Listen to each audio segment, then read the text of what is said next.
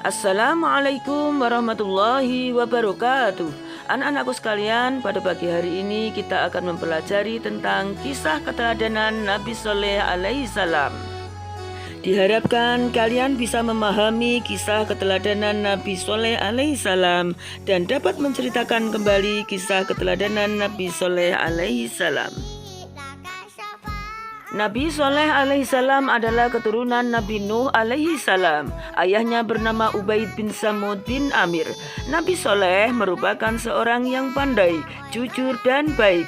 Allah Subhanahu wa Ta'ala mengangkat Shaleh sebagai nabi bagi kaum Samud. Kaum Samud merupakan bangsa yang punya peradaban tinggi. Kaum Samud mahir beternak dan bercocok tanam, pandai memahat, membuat rumah dengan memahat gunung dan menghiasnya.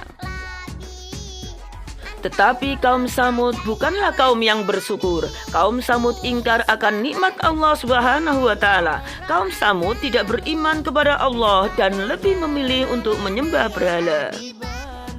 Nabi Shaleh alaihissalam diutus berdakwah kepada kaum Samud agar mereka beriman kepada Allah Subhanahu wa Ta'ala. Sebagian besar kaum Samud menolak, hanya sebagian kecil yang mau beriman kepada Allah Subhanahu wa Ta'ala.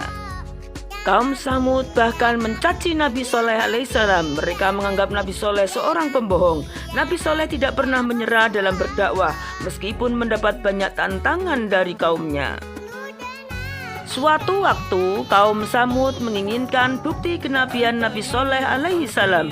Nabi Shaleh pun berdoa kepada Allah Subhanahu wa Ta'ala agar diberi mukjizat. Allah Subhanahu wa Ta'ala mengabulkan doa Nabi Shaleh alaihissalam. Allah Subhanahu wa Ta'ala memberi Nabi Shaleh mukjizat berupa seekor unta. Unta tersebut keluar dari batu.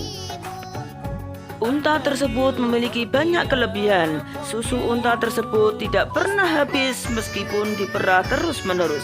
Adanya mukjizat ternyata tidak mengubah sifat kaum Samud.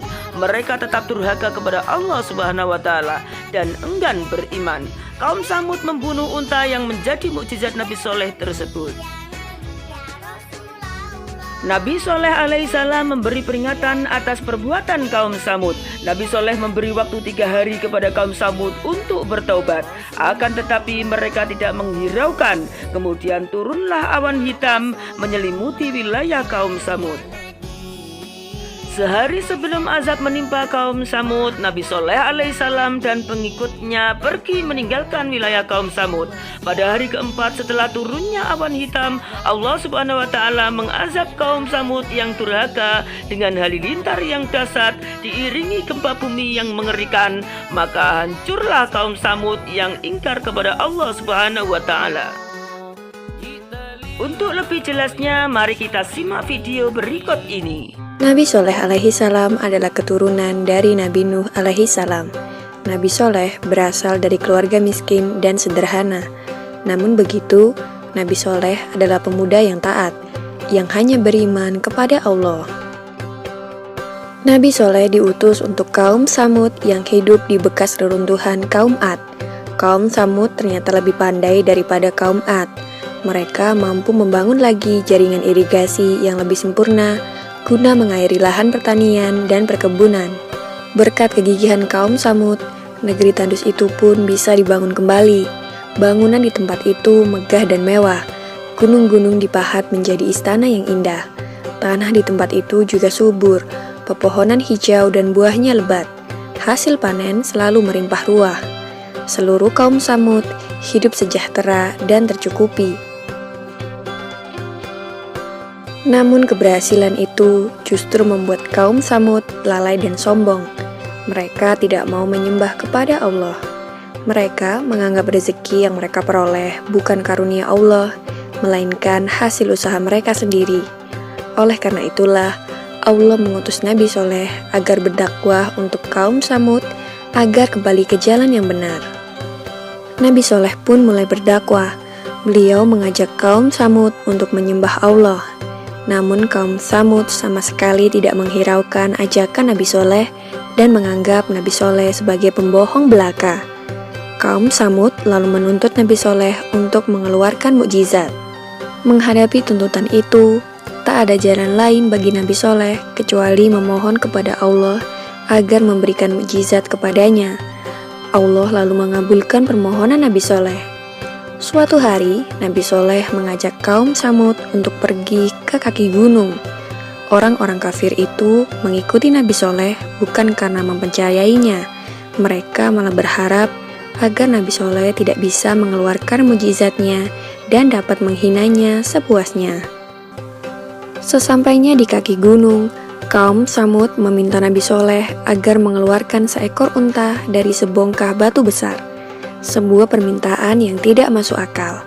Namun, betapa terkejutnya kaum Samud karena tiba-tiba sebongkah batu besar itu terbelah. Dari dalam bongkahan batu itu keluar seekor unta betina. Orang-orang dari kaum Samud keheranan, menepuk-nepuk pipi mereka dan memandang tak percaya. Setelah kejadian itu, beberapa orang mulai percaya. Mereka membenarkan kenabian Nabi Soleh alaihi salam.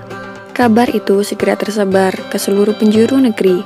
Air susu unta yang keluar dari batu itu banyak sekali dan cukup untuk diminum seluruh penduduk. Orang-orang bergembira, mereka bisa minum susu unta sepuasnya.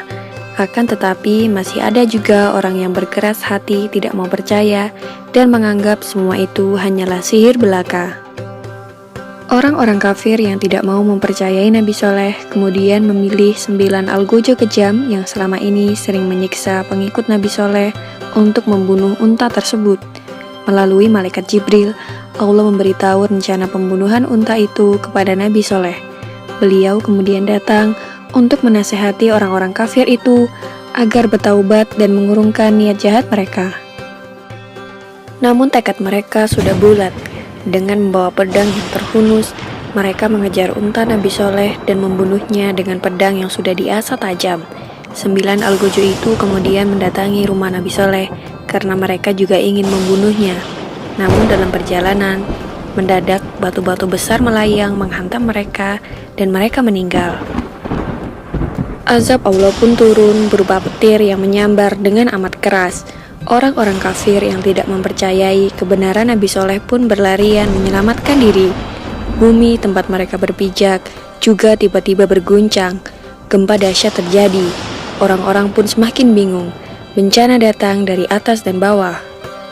Akhirnya setelah azab itu diturunkan, semua kaum Samud binasa. Tak ada lagi yang tersisa kecuali 120 orang yang beriman kepada Allah dan mengikuti dakwah Nabi Soleh. Selanjutnya, Nabi Soleh membawa para pengikutnya berhijrah ke Ramlah yang merupakan suatu tempat di Palestina. Demikianlah kisah Nabi Soleh alaihi salam tentang mukjizat unta yang keluar dari dalam batu. Semoga kisah ini dapat mempertebal iman kita dan percaya tentang kebesaran Allah Subhanahu wa Ta'ala. Amin ya robbal alamin. Tunshirul hidayah bainal alamin.